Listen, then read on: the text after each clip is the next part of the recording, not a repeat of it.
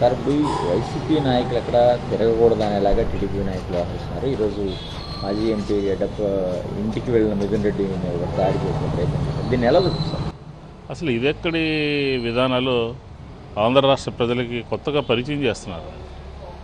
గెలిచినటువంటి పార్లమెంట్ సభ్యుడు తన పార్లమెంట్లో ఉన్నటువంటి శాసనసభ నియోజకవర్గాల్లో పర్యటిస్తూ ఉంటే దాన్ని అడ్డుకునేటటువంటి ప్రయత్నం మొన్న పెద్దిరెడ్డి గారి మీద, ఈరోజు ఒక మాజీ పార్లమెంట్ సభ్యుడిని పలకరిద్దామని చెప్పని ఆయన ఇంటికి వెళ్ళినటువంటి సందర్భంలో ఒక పార్లమెంట్ సభ్యుడి మీద, ప్రజాప్రతినిధి మీద తెలుగుదేశం మూకలు దాడి చేయటం ఎంతవరకు సబబు?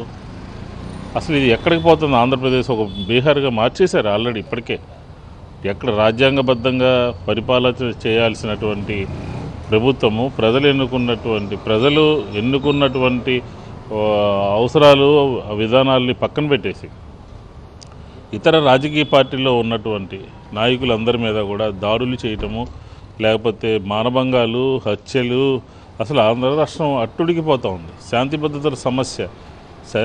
పోలీస్ యంత్రాంగం అంతా ఏం చేస్తూ ఉంది?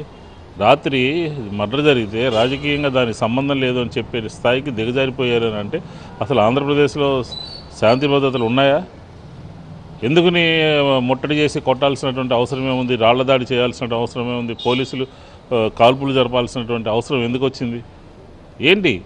పర్యటించకూడదా? వెళ్ళకూడదా? తిరగకూడదా? ఆంధ్రప్రదేశ్లో తెలుగుదేశం పార్టీ నాయకులే తిరగాల? ఆంధ్రప్రదేశ్లో తెలుగుదేశం పార్టీ కార్యకర్తలే నడవాలా? మేము అధికారంలో ఉన్నప్పుడు ఈ రకమైనటువంటి దౌర్జన్యాలు ఎక్కడ చేయలేదే. ఇది చాలా విపరీతమైనటువంటి ధోరణిగా కనపడతా ఉంది. ఆంధ్రప్రదేశ్లో శాంతి భద్రతల సమస్యలు వచ్చి తక్షణమే గవర్నర్ గారు ఆంధ్రప్రదేశ్లో ఏం జరుగుతుందో ఇంటర్ఫీర్ అవ్వాల్సినటువంటి అవసరం ఉంది. అలాగే కేంద్ర హోంశాఖ కూడా ఆంధ్రప్రదేశ్లో శాంతి భద్రతల సమస్య ఉత్పన్నమవుతూ ఉంది. అధికారంలో ఉన్నటువంటి వాళ్ళు నిమ్మకు నీరెత్తినట్టు మాట్లాడట్లేదు. హత్యలు జరుగుతూ ఉన్నా, డే లైట్ మర్డర్స్ జరుగుతూ ఉన్నా. విజయవాడ నగరంలో జరిగింది, నిన్న పల్నాడులో జరిగింది. ఒక పార్లమెంట్ సభ్యుడి మీదే దాడి చేస్తూ ఉన్నారు. ఎక్కడికి పోతూ ఉంది? వ్యవస్థలన్నీ కూడా నిర్వీర్యం అయిపోయి మా మీద దుష్ప్రచారం చేసి ఆంధ్రప్రదేశ్ ప్రశాంతంగా ఉన్నటువంటి ఆంధ్రప్రదేశ్ శాంతి భద్రతలు సక్రమంగా జరుగుతున్నటువంటి తరుణంలో దుష్ప్రచారం చేసి అబద్ధాలు చెప్పి అధికారంలోకి వచ్చి నువ్వు చేసే పనులు ఇయ్యనా? ఆంధ్రప్రదేశ్ ప్రజలకి జవాబుదారీతనంగా ఉండాల్సినటువంటి అధికార పార్టీ ఈ రకమైనటువంటి విధానాలను అవలంబించడం సహేతుకమైనటువంటి విషయం కాదు. ఇప్పటికే 40 రోజుల పాటు ఆంధ్రప్రదేశ్లో జరగనటువంటి కార్యక్రమాలు, హత్యలు జరుగుతూ ఉన్నాయి, మానభంగాలు జరుగుతూ ఉన్నాయి, డే లైట్ మర్డర్లు జరుగుతూ ఉన్నాయి. ఎవరు సమాధానం చెప్పట్లేదు, ఎవరు నోరిప్పట్లేదు. పోయిన ప్రభుత్వంలో యాదృచ్ఛికంగా అప్పటికప్పుడు జరిగినటువంటి ఇన్సిడెంట్ని ఉద్దేశపూర్వకంగా ప్రభుత్వమే చేసినట్టుగా ప్రజలు భావించే విధంగా అల్లరల్లరి చేశారే. ఈరోజు ఎక్కడికి పోయారు? ఈరోజు ఎందుకు మాట్లాడలేదు? హోంమంత్రి మాట్లాడాలి, ముఖ్యమంత్రి మాట్లాడాలి, డిప్యూటీ సీఎం మాట్లాడాలి. వీళ్ళందరూ ఎందుకు మౌనంగా ఉన్నారు? పల్నాడులో జరిగిన విషయం కానీ, మానభంగాలు కానీ, లేకపోతే అక్కడ మన కర్నూలులో జరిగినటువంటి సంఘటన కానీ, ఆఖరికి ఈరోజు ఒక పార్లమెంట్ సభ్యుడి మీద రాళ్ళు వేసి గొడవలు జరుగుతూ ఉన్నామంటే ఎక్కడికక్కడ పోలీసు యంత్రాంగం నిర్లిప్తంగా ఉంది, ఏకపక్షంగా ఉంది. అలాగే ఈరోజు ఆంధ్రప్రదేశ్లో ప్రజాప్రతినిధులుగా ఉన్నటువంటి నిన్న మొన్నటి దాకా ఉన్నటువంటి వారందరికీ కూడా గన్మెన్లు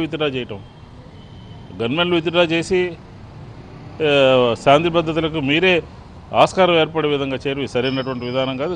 తక్షణం గవర్నర్ ఇంటర్ఫీర్ కావాలి. కేంద్ర హోంశాఖ ఆంధ్రప్రదేశ్లో ఏం జరుగుతుందో తెలుసుకుని తదుపరి చర్యలు తీసుకోవాలి. లేదంటే వైఎస్ఆర్ కాంగ్రెస్ పార్టీ 40% ఓట్లతో ఉంది. ప్రజలు మీకు అవకాశం ఇచ్చారని చెప్పని ఏం జరుగుతుందో, ఎలా పరిపాలిస్తారని చూస్తాను. కాబట్టి దీని మీద సీరియస్గా యాక్షన్ తీసుకోవాలి, పార్టీ పరంగా చర్యలు చేపట్టడం జరుగుతుంది అని చెప్పి ఈ సందర్భంగా తెలియజేస్తాం. ఈరోజు శాంతి భద్రతల సమస్య మీద శ్వేతపత్రం అని అన్నారు. ఈ 40 రోజుల్లో జరిగినటువంటి శ్వేతపత్రం జరిగినటువంటి సంఘటనలు, వాళ్ళ ప్రభుత్వంలో జరిగినటువంటి సంఘటన కూడా కలిపి విడుదల చేస్తారో లేదో, లేకపోతే మేమే చేస్తాం. ఈ 40 రోజులు తెలుగుదేశం ప్రభుత్వంలో జరిగినటువంటి హింస, జరిగినటువంటి మానభంగాలు, జరిగినటువంటి మర్డర్లు అన్నీ కూడా మేము ప్రజల ముందు పెడతాం.